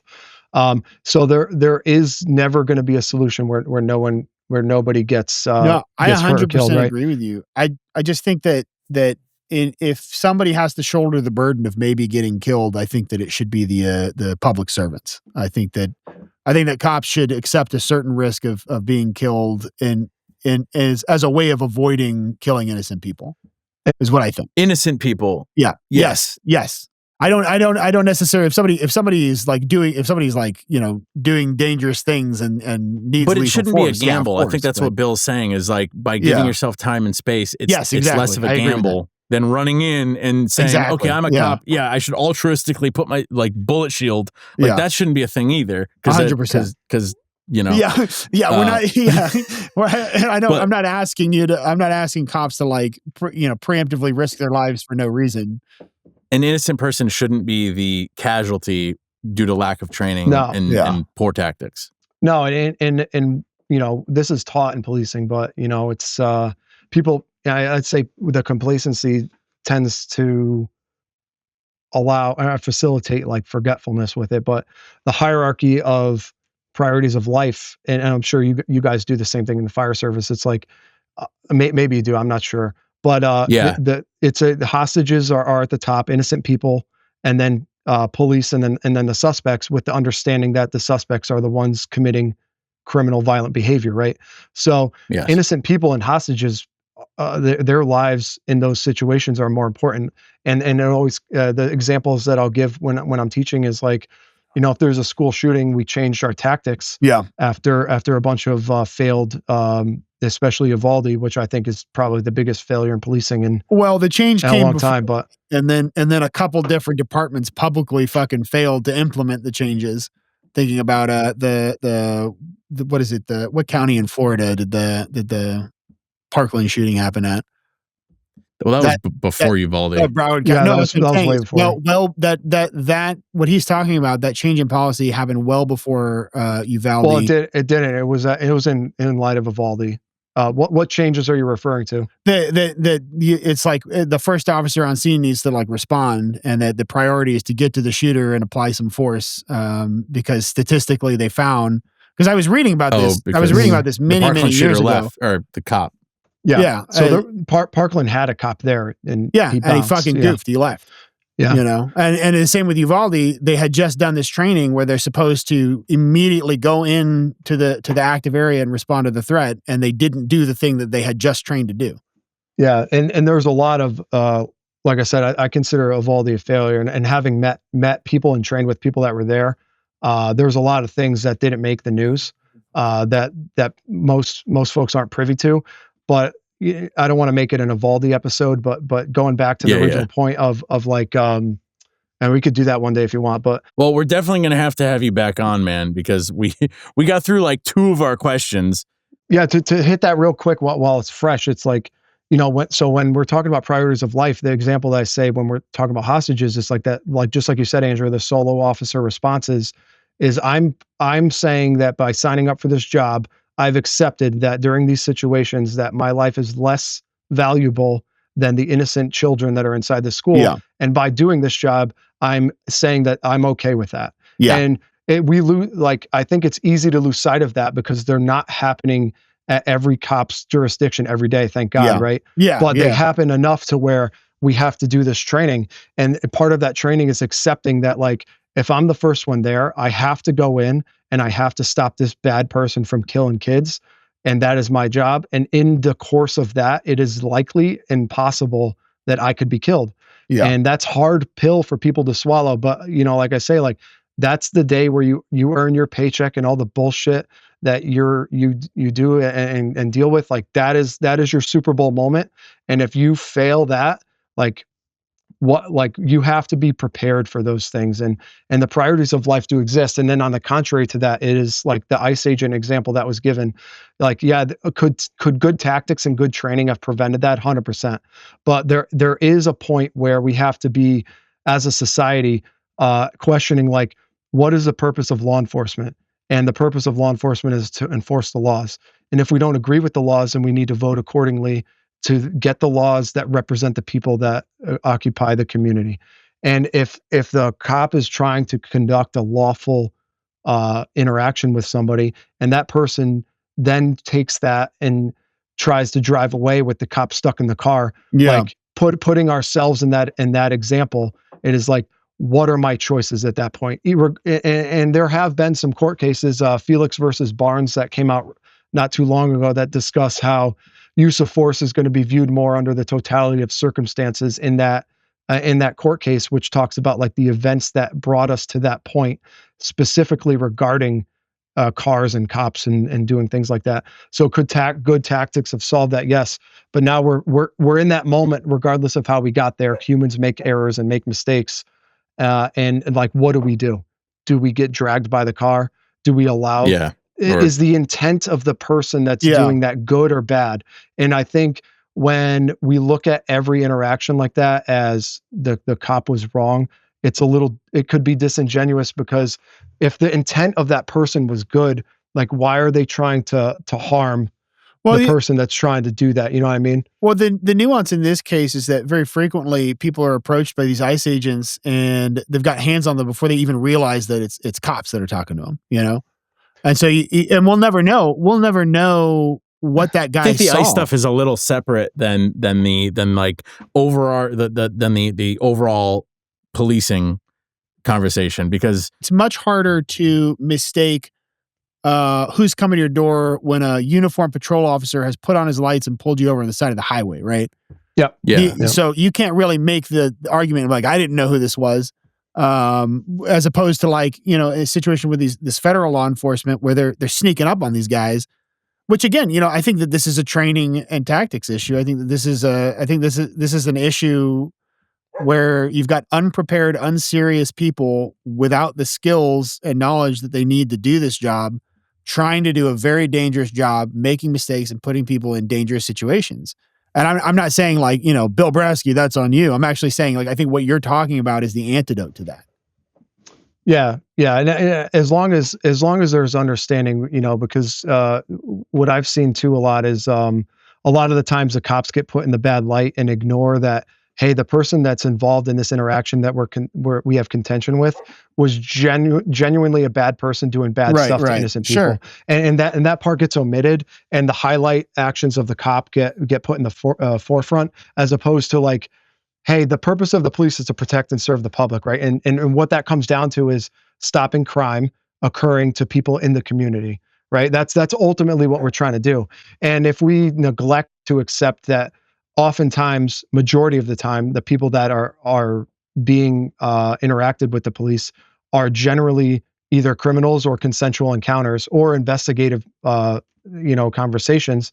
Like, we can't just omit that people do bad shit, and that sometimes that action of the individuals get kind of brushed under the rug to try and point out the flaws in law enforcement. And I think if the communities can accept, like, and this goes all back to the stuff we were talking about, trusts with the law enforcement, the good training, being transparent with what happens, whether it be good or bad, and understanding that the public's interest is in the best interest of law enforcement. Like, it helps to build that gap. And that was kind of a ramble, but I just don't want too often. I just see that. Yeah, well, this is why conversations need to happen, because in order to gain a better understanding of both sides, you need to communicate. And when people are just sharing 30-second clips or 10-second clips or you know, memes and clickbait bullshit, like, that communication doesn't happen.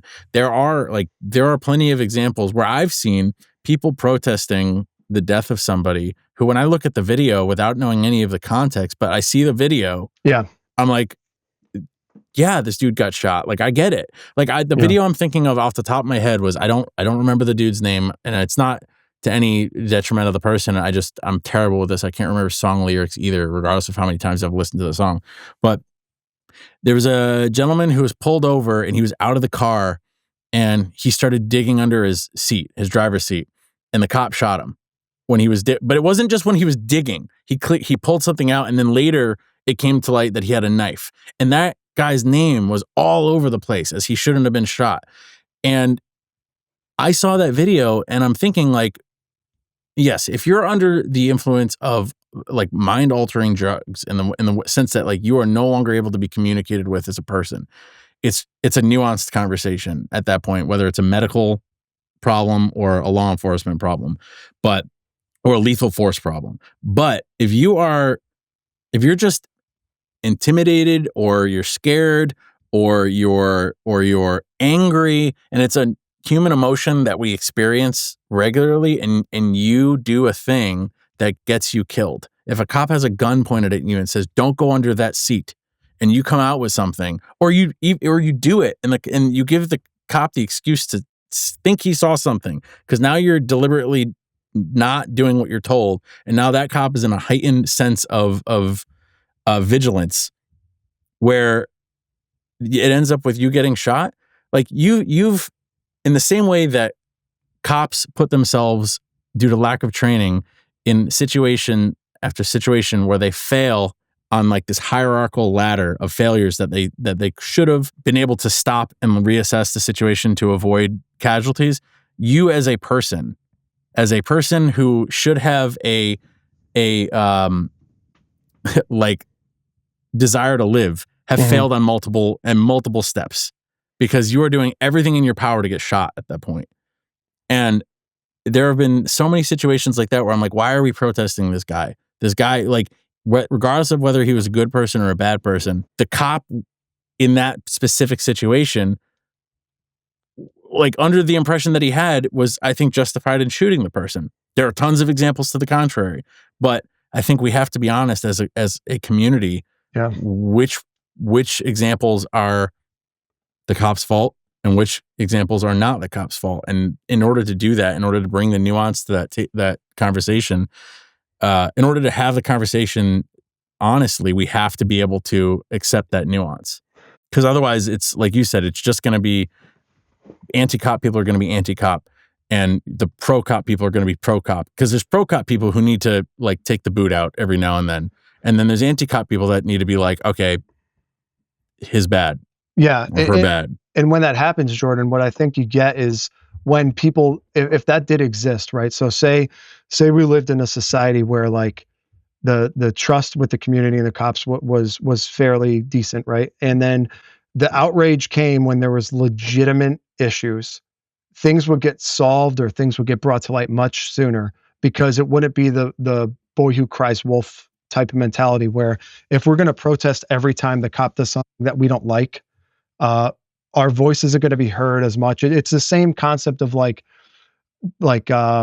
leadership capital, right? If you're leading a group of people and you're trying to get influence from the people above you, and you go to them with every little thing and complain, you're never going to get what you need, because they're like, oh, this dude's always whining. But if you solve a lot of the problems, and then you go to the boss one time, you're like, oh, I really need this. They're going to be like, oh, this dude never comes to me. I'm going to listen to what he has to say. It'd be the same thing, right? It'd be like, hey, the community generally supports us because we have a transparent, trusting relationship with them. They are outraged about this. They never do this. Let's figure this out. But now we have far too often, and it comes like all the stuff we mentioned before, where anything that happens where circumstances at the end of the day turn out bad, which I would say any loss of life is bad, right? Nobody really wants that. And we're instantly pointing the fingers at the cops and not the criminal behavior that was happening. Like, we have to be honest. And then when we are honest with that, we also have to be honest with, like, was that cop doing the right thing? Because I'll give you a contrary example. So I wouldn't say I'm anti-cop. I'm just very critical, because I have a high standard for cops and what I think cops should be able to do. So sometimes people take me as like, I don't like cops. That's not the case. I like cops. And if I'm being honest, the profession is comprised of genuine good people. I just think they often don't know what they don't know. And that contributes to poor performance and things. But the video that I saw, and you probably saw this, which was cop pulls guy over. The video that I saw first was from the perspective of the driver, and the driver's taking a video. He's super calm in this video, cell phone video. And he's like, why do I have to get out of the car? Blah, blah, blah, that whole thing. And the cop reaches through the window, starts punching him in the face, and rips him out of the car. And then they tussle on the ground. And that was kind of the end of the video. And I saw that, and I was like, wow, I don't think that was appropriate. Like, what's going on with that? And I made a judgment and a decision based off of what I saw. And just like we mentioned earlier about perspective, well, and having known this, because I've been down this rabbit hole a few times, I made that judgment and determination before understanding the whole picture. Well, come to find out, the video from the body cameras and the cruiser comes out, and it turns out that the cops pulled this guy over. for something minor. Believe he had a warrant, but that wasn't made to light on the other video. I could be wrong about that. Regardless, they pull him over. He gets out of the car. He's talking with the cops and he's like, fuck you, I'm not coming. He gets back in the car. That happens a couple of times. So they have space. They're trying to talk with him. They're trying to do all the things that the public says, like, hey, we should be doing this more. And then it comes to the point where it's like, what are we going to do now? What are our options? Do we just let him go, or do we continue with this course of action? And by the third time of him getting back in the car, that is when the video starts of him being calm and that coming in. And it's like, again, I made a decision before having all the information, and I was in the opinion that the cops were in the wrong. I see the whole video and I'm like, shit, I should have waited to see that before I made this decision. So like, I was victim to that as well. And I think that's very common with the public. Whatever comes out first is it's going to create the initial opinion. And I think we just need to be more responsible of like, hey, maybe let's let this breathe a little bit and see what we got. And then once we have all this information, we can make an educated decision, because I was wrong in that one. Just like I have been before, but you know, we just have to be honest, like with what we expect and what the goal of law enforcement is, and what the goal of the community is when they're trying to work with them. Yeah. I 100% agree with you. But I think it's also important to remember that, you know, when civilians and community members are complaining about cops, they're complaining about something that could end or ruin their lives. This isn't just a quality of life issue. This is something that some of these people are scared to die. So it's not. I think it's not wrong what you're saying about, you know, it's like, oh, if you just complain less, then each complaint is going to be treated more important. But, you know, I think it's also important to keep in mind that like when it's life or death, every single issue feels very important to people who are affected. My question to follow up with that would be like, who are these people and what are the interactions that they're having? Because what I've mentioned earlier is like, the people that I hear a lot of this from are people that are you know, committing crime using the platform. So I think what you guys do is good. I think holding police accountable is good. What I think happens a lot is the people that commit, whether it be petty crime or whatnot, often enough jump on that bandwagon to be part of that voice. You're talking about like, you know, like, oh, he's just after me because I'm black, but actually it's because you're dealing drugs or something. Yeah, and because I've seen it happen quite a bit, and I think it doesn't help the argument, because my first question is like, where is this person in reality as far as their interactions with police? Why are they dealing with police so much that they fear that they're going to be shot? And what brought them to that opinion? Have they been arrested before? Because if it's someone that we're constantly at their house because they have all these parties and they're selling drugs and people are drunk driving and leaving and there's violence and stuff like that, and then they're going to protest the police actions because the neighbors are calling saying, you know, I would say that that's very important, and oftentimes that's missed. And those are important details, but it's also important to consider how differently that story would go if the drug dealers have got a poor black guy in a poor black neighborhood versus like a white suburban kid with like politically connected parents, right? I would say I'm going to need a little more, because I don't see how it correlates. Well, this is a question of like public perception, not necessarily like, I don't know. Hold on. I think there is, I think I understand what both you guys are saying, and I think I have a specific example that could tie the two together. So Bill, I understand what you're saying is that the people who have something to gain from complaining are typically going to complain more. But Andrew, I also understand. So our specific example that I have is that I'm a member of a union, a firefighters union. And the argument that we get a lot from people who are sympathetic with the town, not the union, is that we have so many grievances out right now, like formal grievances out, where that whenever we complain about something, our complaints are not taken seriously because we complain all the time. But our stance is that if the town didn't violate the contract, we wouldn't have to grieve it. And there is merit to both things. So like from a contractual standpoint, our union has the responsibility to its members to grieve every single time the town violates the contract, because if we let something go, then it sets the precedent that the town can violate that again. So like from a precedent standpoint, but from the town's standpoint, we bitch a lot. So I understand both perspectives here, and I think it's important to not dilute the validity of a complaint because of the possibility that it could be from someone who may have had negative experiences with the police before, because I don't think necessarily everyone who's complaining has had a negative experience with the cops before or is looking to gain something from it. I'd agree with that. I think there is, in light of everything being on the internet, I think people have a general view of the police, and whether it is accurate or not is up for debate. But when somebody is, like we talk about school shootings are horrific, but they're not, in the US, the most common way to die from a gun in gun violence. But people have a disproportionate fear of school shootings because that's what makes the news. Yep. So I think when people see cops killing people all the time, versus the positive experiences, it sets a disproportionate level of fear for cops because of how much they're seeing those things. And I think that goes both as ways a result, too, because I know. And what I'm saying is there are times where that happens. And I think that's what makes people more apt to complain about everything 100%. because they see that they're scared of it as a way to escalate. Yeah, of course. It's a natural fear that a lot of people have because of what they've seen with they literally go on the murder app, Instagram, and you can go and you're gonna see videos of that kind of stuff. I do also think that we have to be honest and complain about the right things, but I definitely don't think that I don't think it's necessarily the fault of the person complaining that they are scared that they might end up a statistic. I don't think. I know that's not what you're saying, but no, I don't think you're wrong there.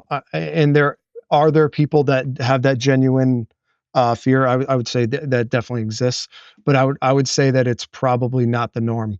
And there's a lot of examples that we can give, and we could probably go down a rabbit hole on that. But when I hear anecdotal things like that, like I mentioned earlier, it's usually third party. It's usually there's no context to it. Is if someone is genuinely in fear of the police, it's either they had a bad interaction or they learned it from somewhere else.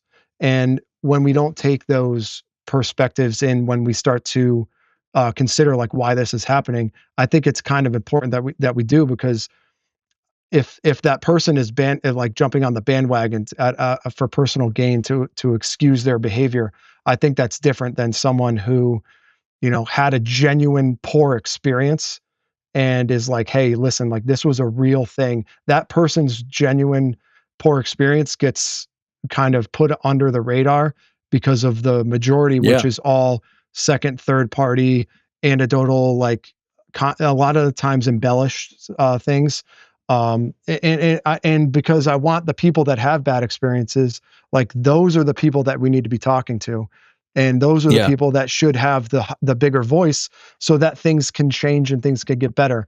But when we pick and choose and we're not honest about where that information comes from, and we're very generalized in this, I don't think it's productive on either side, because the context is super important. I've seen too many times where the contrary is there's actual bad shit happening, and it's we're going to use this as an excuse for our behavior. And that's not all times, but it's been enough to where I can tell pretty quickly in that interaction what's going on. Well, and here's the thing, I've gotten really comfortable with this idea that you can disagree with someone on certain things, but if you agree with them on other things that net the same benefit, that net the same outcome, then you can work together. So you and I could argue all day about whether people complain too much or whether people don't complain too much. And we can focus on that and waste so much time bringing up specific examples of, well, this guy was right and this guy was wrong. And I'm not saying we do disagree, but I'm saying we could spend time on that. But what I think of is the fact that what you're doing and the way that you're trying to change policing from the inside. And I cringe to say that because of what people think of when people say that. They say like, you can't change the system from the inside, but I think you absolutely can. You can't change a system from the outside unless you get rid of it. And that's not a feasible option. In the same way that we are never going to ban guns in this country, we need to fix the problems from the root. Yeah, I agree. And I see what you're doing eventually will have a net benefit on the population. And the more training people have, the better equipped cops are to address certain issues that do not end up resulting in a loss of life, will decrease the amount of times that somebody has to watch somebody they know be killed. And that's something that we both agree on. And I see that positivity going forward. And I feel like that's really what matters at the end of all this. Yeah, I'd agree with that. And you know, even you know, I don't want it to think that like I'm poo-pooing everybody that complains, because I do believe that things that are not right should be brought to light. But I just think like you said, we just have to be honest about it, and honest about experiences and perspective and shit. And having that honesty is going to bring genuine change. It's when we try to skew things, and we see this too much with whether it's politics or whatever, when we skew things to make it fit our box that we live in, it becomes very hard to have meaningful, productive conversations. But when we're honest and we're like, hey, this is what happened, this is what the outcome was, it's not favorable, let's figure it out, and we come from a point of genuine honesty on both sides, that's where we start to see things actually change. And we have to be okay with, hey, if this outcome doesn't fit in the box that I've lived in for my whole life, like I have to be accepting of like, all right, I have to accept that this may not align with what I've normally thought, but this is what we found. Like I have to accept that. And part of that is like we mentioned earlier, you know, we're never going to be able to have a society with police and crime and whatnot where nobody dies. So there's going to be people that get killed, and that's unfortunate, but it's the reality of the world that we live in. And maybe there'll be a day where that doesn't happen. But with when people want to commit crimes against innocent people, at some point there's going to be loss of life. As long as we are accepting that if bad people threaten innocent people to the point where lethal force is acceptable, like we understand that isn't a reality that can and probably will continue to occur. And we separate that from the people that made bad decisions, people that had poor training, people that were at a place they weren't supposed to be. And we could separate the two issues. I think that's an important distinction, because then it makes the discussions worth more than lumping everything together. You know what I mean? Yeah, because I don't think anybody's saying like we don't want. I don't want anyone to ever get shot. No, mainly for people. Bad people can get shot all day. Yeah, like listen, I guess as it far would as be I'm better concerned, line them up. If there was a world where no one ever got shot, that would be great. But yeah, of course. But then we'd actually have to have a rehabilitative prison system, and we don't. So the crazy part about all this too, like this discussion, I think this discussion's really good. There's a lot of similarities here between this and the concealed carry world as well. Yeah, for sure. Because the only difference is that a police officer, at least in the state, does not have a duty to retreat. And because the reason being that they are there under the color of law to acting on behalf of the government to do something, right? So that's why they're there. But barring that, a lot of the things that we're talking about apply in both worlds, whether it be concealed carry and in law enforcement.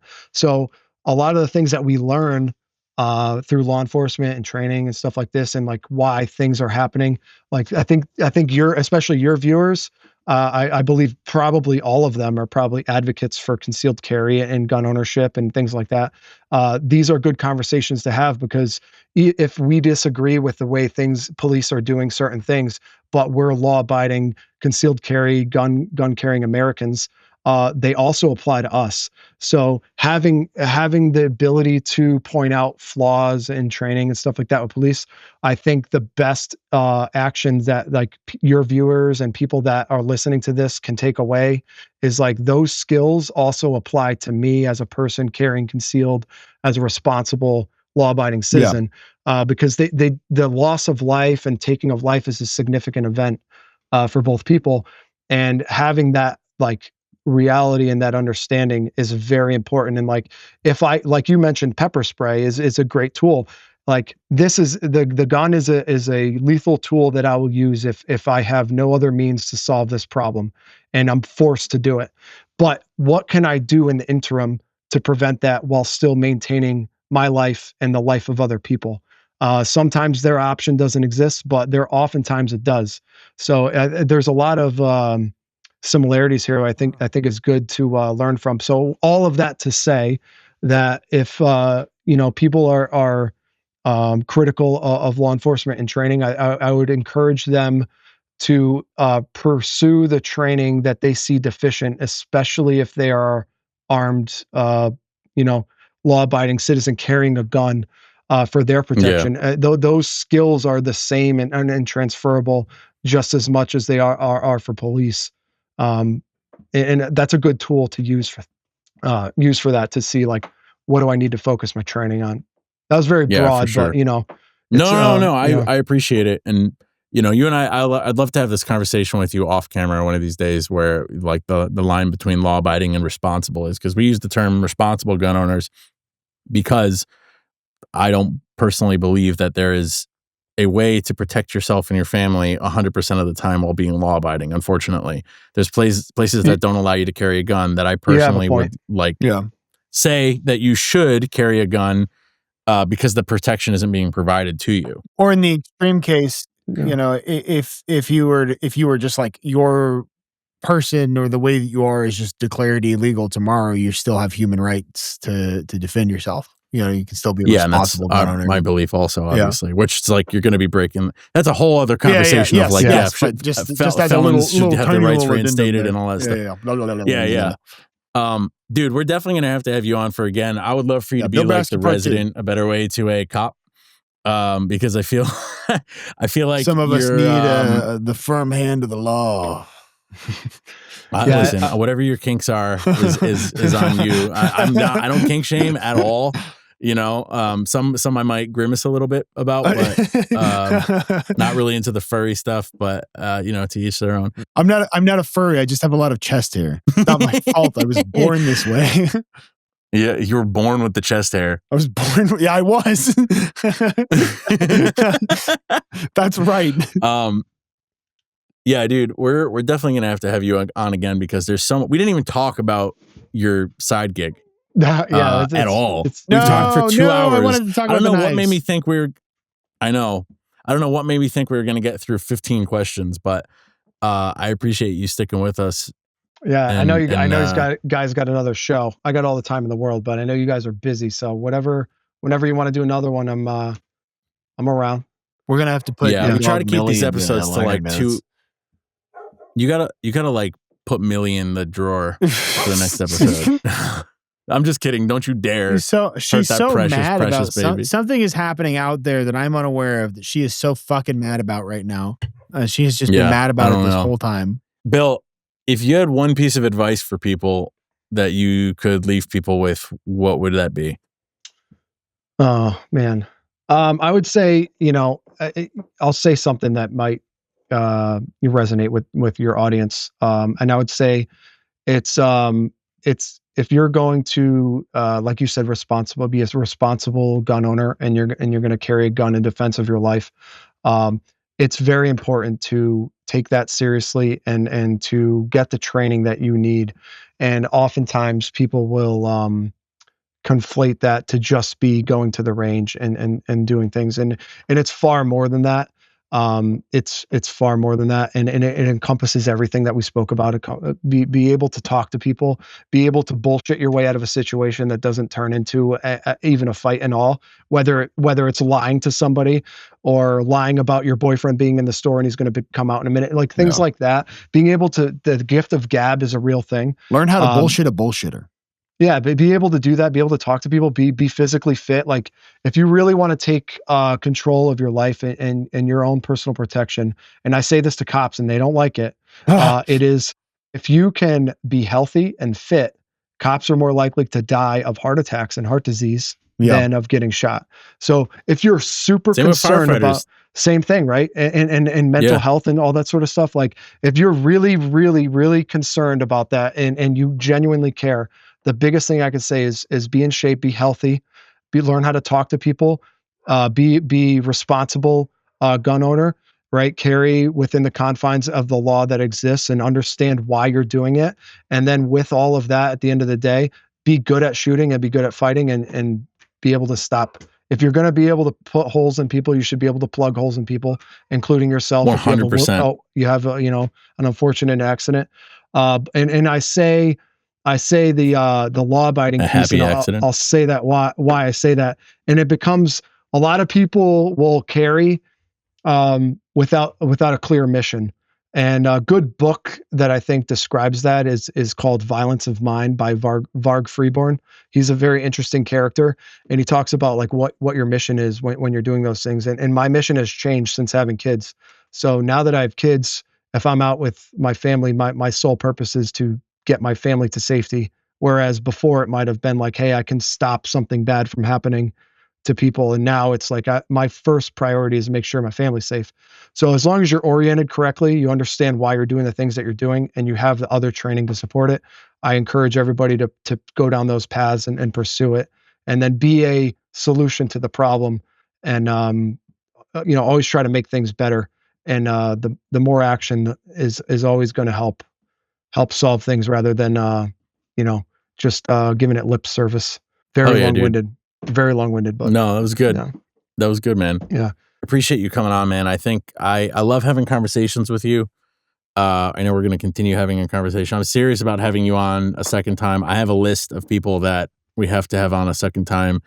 But I feel like there's so much more conversation to be had.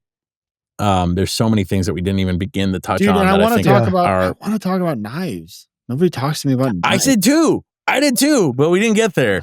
Yeah, I think this was a great episode, man. And I think you're doing good things. I think your heart's in the right place, which is really what matters. And we'll do this again. Thanks for coming on, man. Thank you. And like I said, I want to make sure that everyone knows, like these conversations, like I said, we don't all agree on everything, and that's okay. And we can talk about it. And I think that's super important. And when we start to lose that's where we start to encounter issues. And if you can't sit across the aisle from somebody that you don't agree with and have a conversation like that, you might want to look inside and be like, why is that? Yeah. And realize like, at the end of the day, we're all human, and we have our opinions, but we should be able to have discussions and have productive conversations with it. So thank you guys for having me. Thank you for having me on. I look forward to doing it again. Yeah, man. Absolutely, man. And I know I told you goodbye. We're walking in the same direction now, but I just want to touch on what you said. I'm so fucking bad at this. just the end. Finish. I know some people are going to hear what you said and say like, well, I shouldn't be having to talk to people who want me dead. Which is, I think, the emotional response to what you said, which is disagree with you. You don't have to talk to people who literally want to kill you. But I've seen people come back with that when I've suggested the thing so many times before. I shouldn't have to talk to people who want Bill Braski doesn't want you dead. With me being a person. But this is the thing. This is exactly why you need to talk to people, because you're not going to find this out from a soundbite.